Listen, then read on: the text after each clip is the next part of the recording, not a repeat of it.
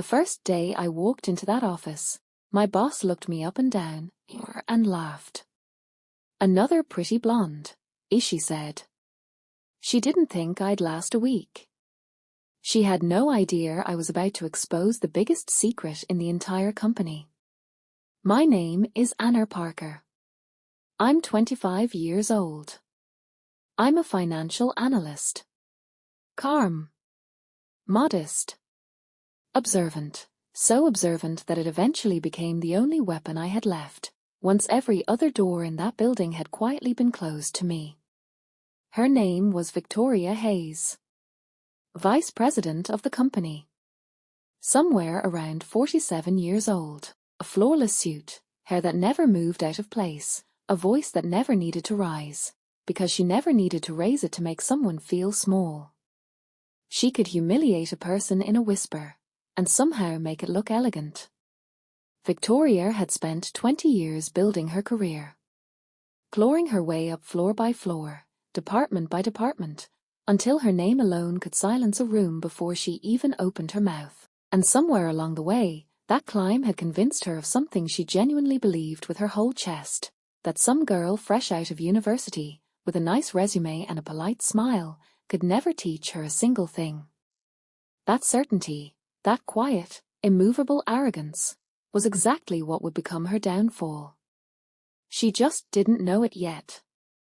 Neither did I, not really.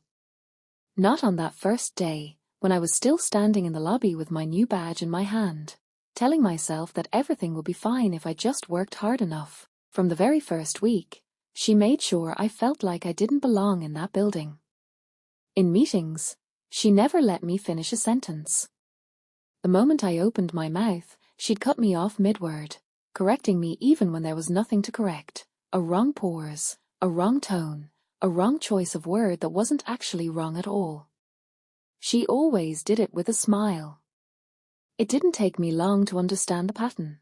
Victoria only smiled when she was about to humiliate someone. That smile was a warning sign, and I learned to read it the way you learn to read weather before a storm. She had a way of making an entire room complicit in it, too.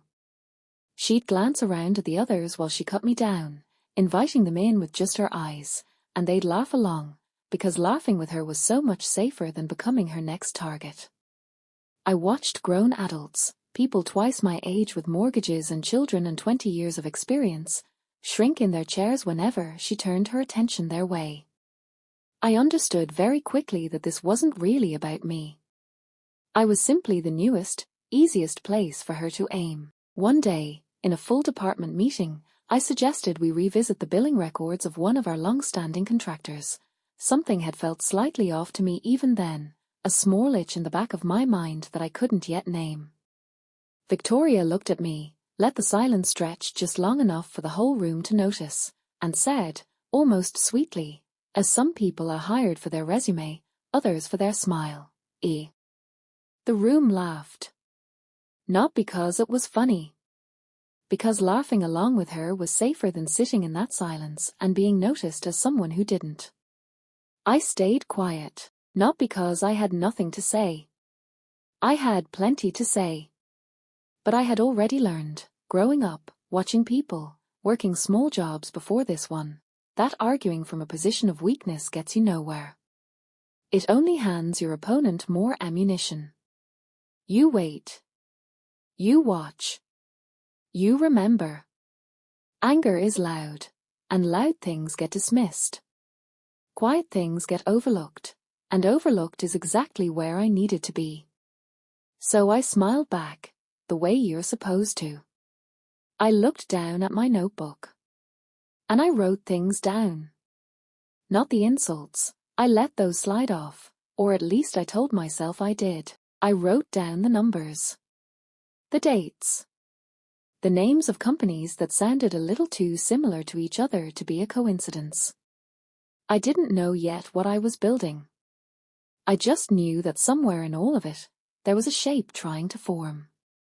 A month in, Victoria decided it was time to finish me off for good, not with a scene, not with an argument, but with something quieter and, she thought, far more effective. She called me into her office one afternoon. Glass walls on 3 sides, cold recycled air, a view stretching out over the entire city, as if she wanted me to feel exactly how high up she sat, and exactly how far down I was standing. "Anna," she said, not even looking up from her screen, "I want you to go through the archives. Financial reports from the past several years.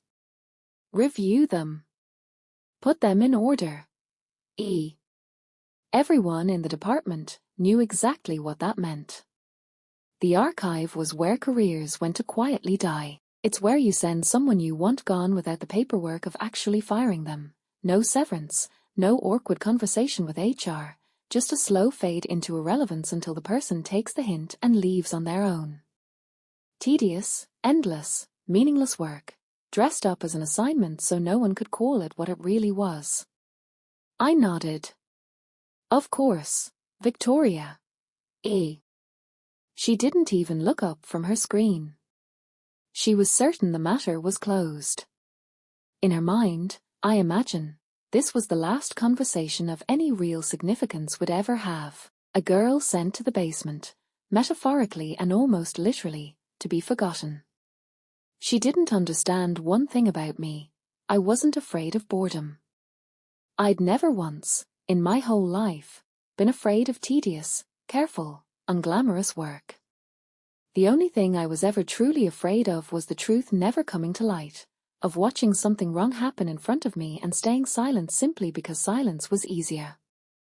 The first few days in the archive were exactly what everyone expected them to be. Boxes stacked to the ceiling, folders gone soft and yellow at the edges, old scanned contracts with signatures faded almost to nothing, endless spreadsheets that seemed to stretch on without end. I sat alone in a small windowless room at the far end of the basement floor, and, methodically, page by page, I started working my way through years of the company's past. At first, it really was as dull as everyone said. Hours passed with nothing but routine numbers, routine renewals, routine nothing. But I kept going, because that's what I do. I pay attention even when nothing seems to be there to pay attention to. And somewhere in the 3rd week, sitting under a flickering fluorescent light with a cup of cold coffee at my elbow, I started noticing something I wasn't supposed to notice.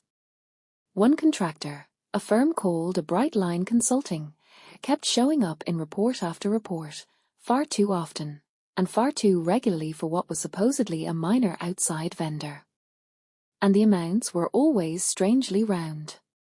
Not the kind of irregular, specific numbers you get from real invoices billed by hours worked or materials used, the kind of number you get when someone simply decides on a figure and writes it down.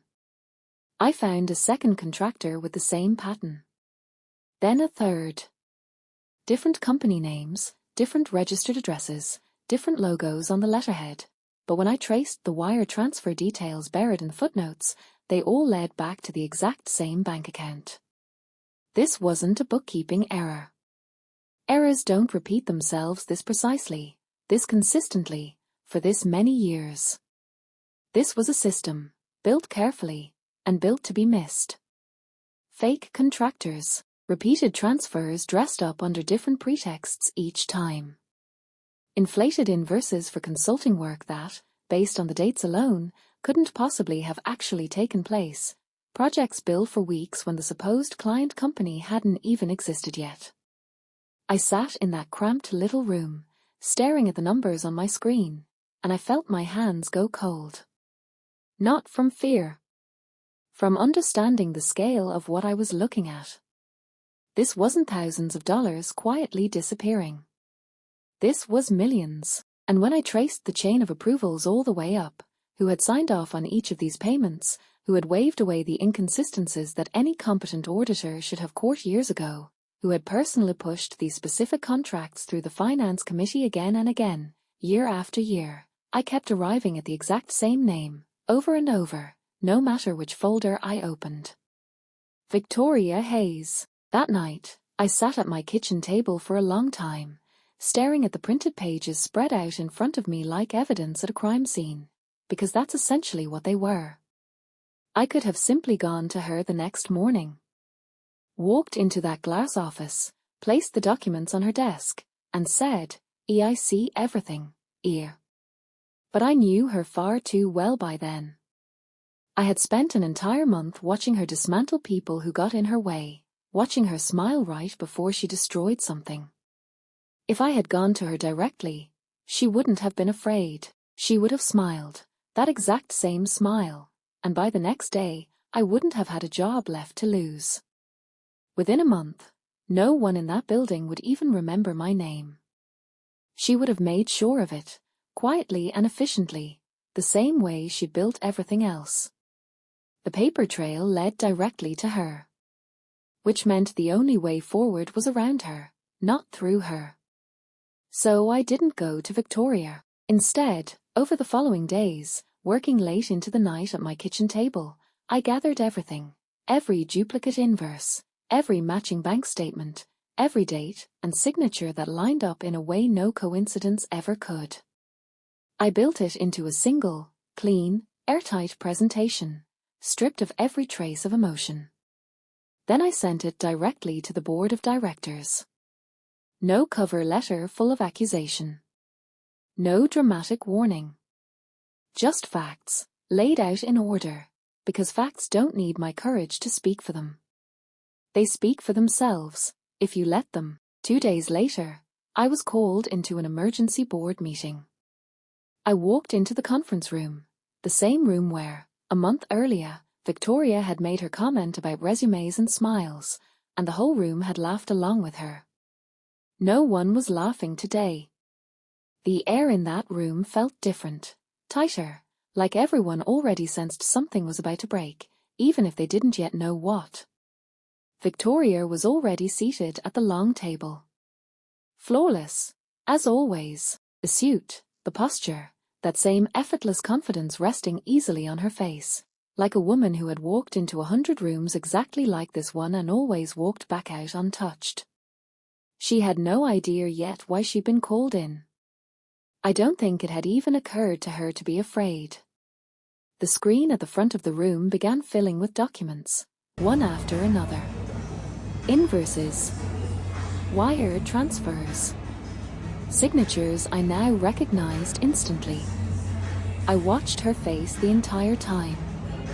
With every new file that appeared, her expression grew paler by degrees. First, mild confusion, the look of someone waiting for an explanation that surely was coming.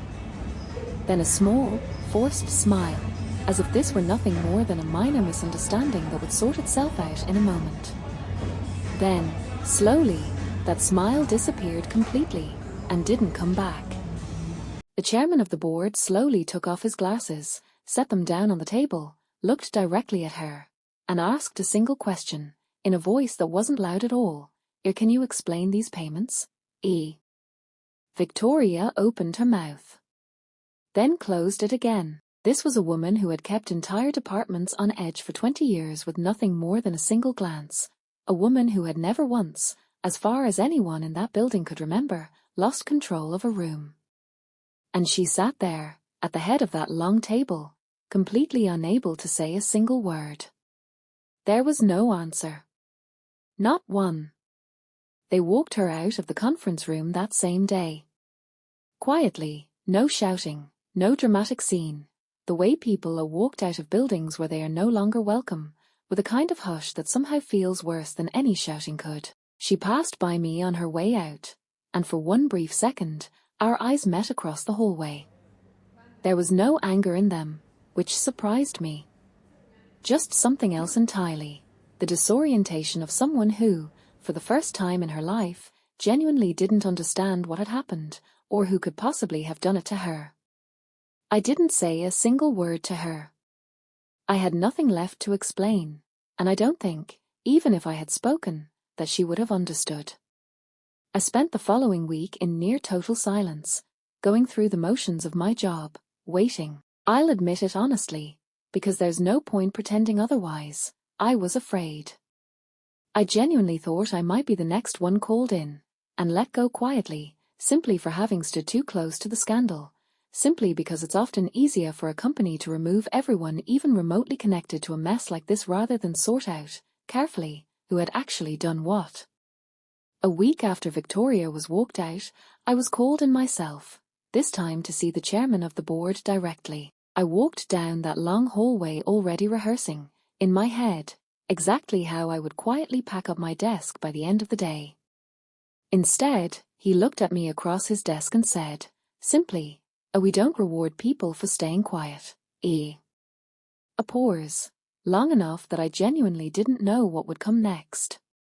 "We reward people for protecting the company." I was promoted that same afternoon. Head of Financial Control. The same office that had once looked me up and down on my very first day and called me another pretty blonde and now called me something else entirely. Victoria thought experience gave her power. 20 years of climbing, 20 years of learning exactly how to make a room go quiet with a single look. She believed, right up until the very last moment, that this made her untouchable. She forgot something simpler and far more durable than any title. Honesty is stronger than authority. I didn't walk into that company to beat anyone. I didn't come in looking for a fight, and I certainly didn't come in with some plan to take anyone down. I came in to do my job quietly, carefully, and to pay attention, because paying attention was the one thing I had always known how to do well, long before I ever set foot in that building. But sometimes it's exactly that quiet, careful attention, the kind that gets overlooked, the kind that gets laughed at across a conference room table, that ends up detonating the loudest secrets a company has ever tried to hide. If you had found that evidence sitting quietly in an old, forgotten archive, would you have stayed silent?